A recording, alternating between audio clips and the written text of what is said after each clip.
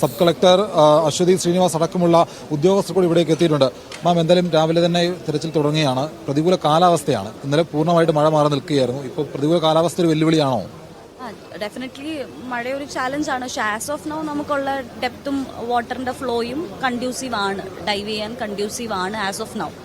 പക്ഷെ മഴ മാറുന്നതനുസരിച്ച് അത് ചിലപ്പോൾ മാറിയേക്കാം. ബട്ട് അങ്ങനെയാണെങ്കിൽ നമുക്ക് alternate plans are on stand by.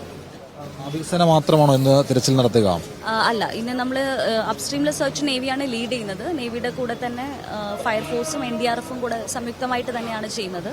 Meanwhile പാരലായിട്ട് റെയിൽവേക്ക് പുറത്തുള്ള തോടിന്റെ ബാക്കി കണ്ടിന്യൂഷനുള്ള ഏരിയയിൽ നമ്മൾ സർഫസ് സെർച്ച് സ്റ്റാർട്ട് ചെയ്യുന്നുണ്ട്. അത് NDRFും ഫയർ ആൻഡ് റെസ്ക്യൂവും കൂടി സംയുക്തമായിട്ടാണ് ചെയ്യുന്നത്. ഇതുവരെ കേരളം കണ്ടിട്ടില്ലാത്ത ഒരു വലിയൊരു രക്ഷാദൗത്യം, ഒരു ചരിത്ര തിരച്ചിൽ തന്നെയാണ് നടക്കുന്നത്. അപ്പോൾ ഇന്നത്തെ ഒരു പ്രതീക്ഷ എങ്ങനെയാണ് മാം? നമ്മൾ ഡെഫിനറ്റ്ലി പ്രതീക്ഷയുള്ളത് കൊണ്ട് തന്നെയാണ് നമ്മുടെ ബെസ്റ്റ് ഓഫ് കേപ്പബിലിറ്റീസ് ആണ് നമ്മളിപ്പോൾ ട്രൈ ചെയ്തുകൊണ്ടിരിക്കുന്നത്. ഏറ്റവും എക്സ്പേർട്സ് ആയിട്ടുള്ള എല്ലാ ഡിപ്പാർട്ട്മെന്റ്സിനെയും കൊണ്ടുവന്നു, കൺവേർട്ട് ചെയ്തിരിക്കുന്നു. So let's see. ഇപ്പോൾ നമുക്ക് പരിചിതമല്ലാത്ത സോണാർ സംവിധാനം, ഇപ്പോൾ ഉത്തരാഖണ്ഡിലടക്കം തിരച്ചിലിന് ഉപയോഗിച്ചിരുന്ന സോണാർ സംവിധാനം അടക്കം തിരച്ചിൽ തിരുവനന്തപുരത്തേക്ക് കൊണ്ടിരിക്കുകയാണ്. ഈ സോണാർ ഉപയോഗിച്ച് നമുക്ക് ഈ ടണലിനടിയിലുള്ള ഈ ഒരു ഒബ്ജക്റ്റ് കണ്ടെത്താൻ കഴിയും. അതിനുവേണ്ടിയാണോ ഇത് ഉപയോഗിക്കുന്നത്? അതെ, അണ്ടർ വാട്ടർ സർഫസിൽ വിഷ്വലൈസേഷനും കുറെ കൂടെ ക്ലാരിറ്റിയോടെ കിട്ടാൻ സോണാർ എക്യുപ്മെന്റ്സ് ആണ് സഹായിക്കുക. സോ അതുകൊണ്ടാണ് ആ രീതിയിൽ മുന്നോട്ട് പോകുന്നത്. സമയത്തും തുടങ്ങും അല്ലേ? തുടങ്ങും, വൈകാതെ ഇപ്പം തന്നെ തുടങ്ങും. പക്ഷേ സൈഫുദ്ദീൻ, കനത്ത മഴയാണ്. തിരുവനന്തപുരത്ത് നല്ല മഴ പെയ്തു തുടങ്ങിയിട്ടുണ്ട്. ഇന്നലെ ഈ തിരച്ചിലിന് പൂർണ്ണമായും കാലാവസ്ഥ അനുകൂലമായിരുന്നു. ഒരു തരത്തിലുമുള്ള ഒരു പ്രതികൂലമായിട്ടുള്ള സാഹചര്യം ഉണ്ടായിരുന്നില്ല. പക്ഷേ ഈ പറയുന്ന തിരച്ചിൽ നടത്തിയ സ്കൂബ സംഘത്തിനോ ഫയർഫോഴ്സിനോ ഈ ടണലിനുള്ളിലേക്ക് കടന്നു ചെല്ലാൻ കഴിയാത്ത ഒരു സാഹചര്യം ഇന്നലെ ഉണ്ടായിരുന്നു. പക്ഷേ അത് പരമാവധി നമ്മൾ ഇതുവരെ കാണാത്ത വലിയ തരത്തിലുള്ള ഒരു തിരച്ചിൽ രക്ഷാദൗത്യം കഴിഞ്ഞ 34 മണിക്കൂറിലേറെയായി പുരോഗമിക്കുകയാണ്. ഇന്നിപ്പോൾ രാവിലെയോടുകൂടി തന്നെ നാവികസേനയും മറ്റുള്ളവരും ഇവിടെ എത്തി ഇവിടുത്തെ സാഹചര്യം പൂർണ്ണമായിട്ട് വിലയിരുത്തിയിട്ടുണ്ട്. ഇപ്പോൾ മഴ പെയ്യുന്നുണ്ട്. മഴ ഒരു പരിധിവരെ അനുകൂല ഘടകമാണ് എന്ന് പറയുമ്പോഴും സ്കൂബ സംഘത്തിന് ഡൈവ് ചെയ്യാനുള്ള ഒരു സാഹചര്യം ഒരുക്കും. പക്ഷേ അത് മഴ കൂടുതൽ ശക്തി പ്രാപിച്ചാൽ ഒരുപക്ഷെ ഇപ്പോഴത്തെ ഈ സാഹചര്യം കൂടുതൽ മാറി മറിയാനുള്ളൊരു സ്ഥിതി ഉണ്ടാകും. കാരണം എങ്ങനെ ഇവിടെ ടണലിനുള്ളിലേക്ക് കടന്നു ചെല്ലും? ഇപ്പോൾ 7 നാവികസേന അംഗങ്ങളാണ് ഇവിടെ എത്തിയിട്ടുള്ളത്.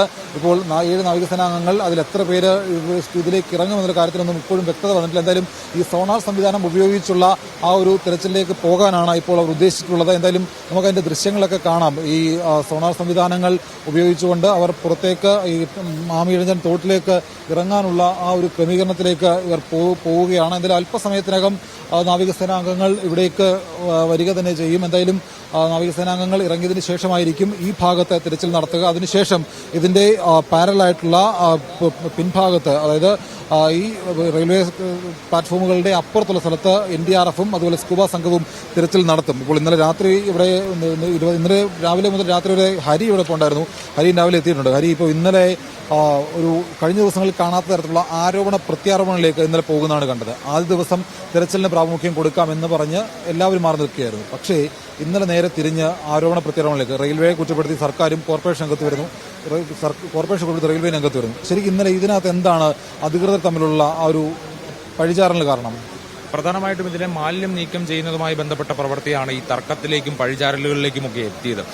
ഇത് ആളെ കണ്ടെത്തുക എന്നുള്ളതിനപ്പുറത്തേക്ക് അതൊരു വശത്ത് ഭംഗിയായി നടപ്പുണ്ട്. തെരച്ചിൽ ഊർജിതമായി നടക്കുന്നുണ്ട്.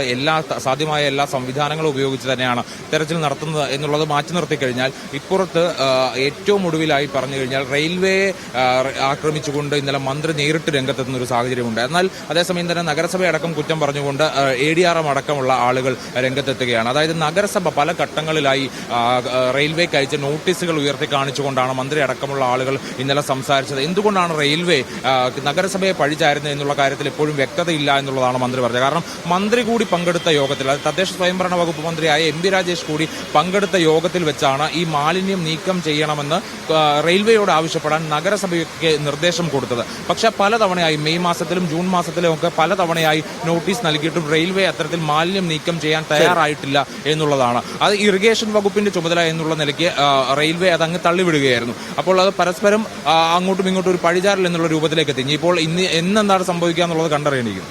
സൈഫുദ്ദീൻ, എന്തായാലും പഴിചാരലും മറ്റു കാര്യങ്ങളൊക്കെ അവിടെ നിൽക്കട്ടെ, ഈ തിരച്ചിൽ ഊർജിതമായി നടക്കട്ടെ. നാവികസേന കൂടി ഇറങ്ങുന്നതോടെ കാണാതായ ജോയിയെ ഇന്നെങ്കിലും കണ്ടെത്താൻ കഴിയുമെന്നുള്ള വലിയ പ്രതീക്ഷയിലാണ്. എന്തായാലും അല്പസമയത്തിനകം ഈ പ്രതികൂല കാലാവസ്ഥയിലും നാവികസേന തിരച്ചിലിനായി ഇറങ്ങും.